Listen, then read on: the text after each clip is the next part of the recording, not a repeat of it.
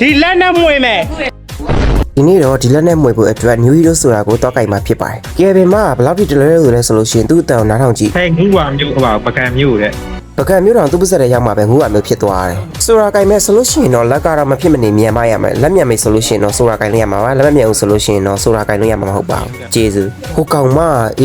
Faramis ကကိုမလဲတောင်းနဲ့တူပါတယ်မကြည့်ပါဘူး high low ကြီးရနေပြီ။ Loading screen ကတော့မာတစ်လို high low လိုနဲ့တမျိုးပဲ။ဒီဘက်မှာငါကမစ်လိန်သွားရတယ်။ဘာလို့လဲဆိုတော့ကိုဘက်ကဆန်ကအေးပြီးသွားမယ်ဆိုတော့ငါလည်းမစ်လိန်သွားပြီးတော့ဘိုင်းဆိုတဲ့ emote လေးနဲ့လေးတိုက်ပါတယ်။ဟိုကောင်မလန်ကိုပြနေလို့သူ့ရဲ့မျက်လုံးလက်နဲ့ထိုးပြီးတော့ဒီလက်နဲ့မှွေလိုက်ပါတယ်။အသွားမတော်တလန်အစားမတော်တလုံးတဲ့ high low လည်းကောက်တော့သူပြန်သေးသွားတယ်မေးပြီးဟိုဘက်ကဆိုတာကြီးက cloud form ပြောင်းနေတဲ့ကြောင့်မလို့ဆိုတာကိုတက်လိုက်ပါတယ်။ဟိုဘက်ကဆိုတာနဲ့ဒီဘက်ကဆိုတာနဲ့ဘယ်သူပိုချမ်းတယ်လဲဆိုလို့ရှိရင်တော့ဟိုဘက်ကဆိုတာကမျက်လုံးမကောင်းတဲ့ကြောင့်မလို့ငါခြုံနေရှိနေရတာမမြင်ဘူးပေါ့နော်။အဲ့တော့ငါပို့ပြီးတော့ကြမ်းပါပါ။ဘာလို့လဲဆိုတော့မကြည့်လိုက်မှသူသေးပြီ။ဟဲ high low ရဲ့ ultimate နဲ့ဒီဆိုတာရဲ့ effect နဲ့ဟဲ live effect နေချက် Karina မဆိုဒီမှာတော့အမှတ်မရှိချက်ဟေးကဲပြောလက်ကောက်တွေဒီလောက်တန့်လို့အမာကြီးကောင်းမအောင်လက်ကောက်တွေသူမို့လို့ဟဲမကြောက်မလန့်ဒီမှာဆိုလို့ရှိရင်တော့ hero gear တွေကကိုယ်ကောင်မမရပါဘာလို့လဲဆိုတော့ကိုဘက်ကကလင်းက sky ပြရတာဆက်တာလို့ပါကျေးဇူး Matic skin တွေထဲမှာဆိုလို့ရှိရင်တော့ဒီ high low ရဲ့ Matic skin ကတော့လုံးဝအတန်ဆုံးပဲဘာလို့ဆိုတော့သူ့ရဲ့ ultimate ကိုပဲကြည့်လိုက်ကွာအိုးတော်တော်လှတဲ့ effect တွေပါ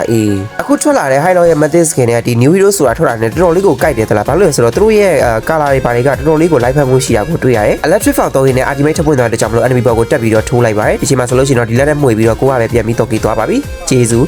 enemy က minion ရရမှာလားမသိဘူး minion ရရမှာလားမသိဘူးနော်ဟောတော့မဖန်တွေအော်ကောင်းနေနော်ကျေးဇူးတင်ပါတယ် enemy minion ရတော့အော်ပါပြီလို့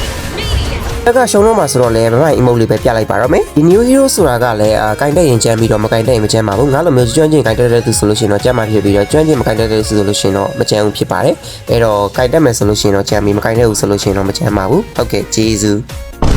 ငါတော့ flicker ရှိလို့ရှိရင် ultimate flicker နဲ့ပဲတွဲပြီးတော့ဝင်မှာပါလို့ဆိုတော့ enemy ကိုအပြုံနဲ့တွန်းထုတ်လို့ရတယ်လို့မျိုးပဲcloud fall လည်းထပ်ပြီးတော့သုံးလို့ရအောင်လို့ပါဘွားက enemy ကတော့ emote ပြုတ်ပြီးလွတ်ပြီးထင်ခဲ့တယ်ဒါပေမဲ့သူ့ဝိုင်းတက်ကြတာအများကြီးဆိုတော့သူလည်းမလွတ်တော့ပါဘူးအဲ့တော့ဗမိုက် emote လေးပြပြီးတော့လေတိုက်လိုက်ပါ enemy ကရှုံးတော့မှာပါကျေးဇူးခုနကတော့ပြတာအားမရသေးလို့အခုကထပ်ပြီးတော့ပြလိုက်ပါတယ် record လေးပါပြပြီးတော့ဗမိုက် emote လေးပြလိုက်ပါတယ်အဲ့တော့ဒီပွဲလေးကတော့အနိုင်ရရှိပါပြီဒီပွဲမှာငါက MVP မရတော့ထင်နေတာတော်သေးတာပေါ့ငါကောင်းလေးက MVP ပြရတဲ့ကြောင့်မလို့ MVP ရသွားပါတယ်ကျေးဇူးခုဆိုရင်တော့ free exclusive တဲ့ emote ဆိုတဲ့ app မှာ new hero ဆိုတာရဲ့ emote လေးကိုပေးနေပါပြီ emote ကိုရဖို့အတွက် test တွေလုပ်ကြမယ် test တွေထဲမှာဆိုလို့ရှိရင်တော့ဂိမ်းသုံးပွဲထိကစားခြင်းပါတယ်တကယ်ချင်းနဲ့ကစားခြင်းပါတယ်Sora Florent ဒါမှမဟုတ် Black Ray ကင်တာတွေပါတယ် login ဝင်တဲ့ test တွေပါတယ်ဖြစ်ပါတယ်ဒီလို test တွေလုပ်ခြင်းအပြင် unlock လုပ်ဖို့အတွက် coin တွေရရှိမှာဖြစ်ပါတယ် level တစ်ခုစီတိုင်းအတွက် coin 25ခုလိုအပ်တာဖြစ်ပြီးတော့မေကွန်းတစ်ခုစီလည်းမြင့်မြတ်သွားမှာဖြစ်ပါတယ်တစ်ခုမှန်တယ်ဆိုလို့ရှိရင်တော့ point တစ်မှတ်တိုးသွားမှာဖြစ်ပြီးတော့ point 4မှတ်တိုးသွားပြီဆိုလို့ရှိရင်တော့ Sora ရဲ့ battle emote ကိုရရှိမှာဖြစ်ပါတယ်နောက်ပြီးဒီ Firewall Celebration Event ကလည်း12လပိုင်း25ရက်နေ့ကနေ1လပိုင်း9ရက်နေ့ထိလာမှာဖြစ်ပါတယ်ညချင်းနေနဲ့အတူတူ test တွေကိုလုပ်ပြီးတော့ New Year ကိုကြိုဆိုရမှာဖြစ်ပါတယ်ဒီလို test တွေလုပ်ခြင်းကနေပြီးတော့ဒီ avatar border နဲ့ emote ကိုရရှိမှာဖြစ်ပါတယ်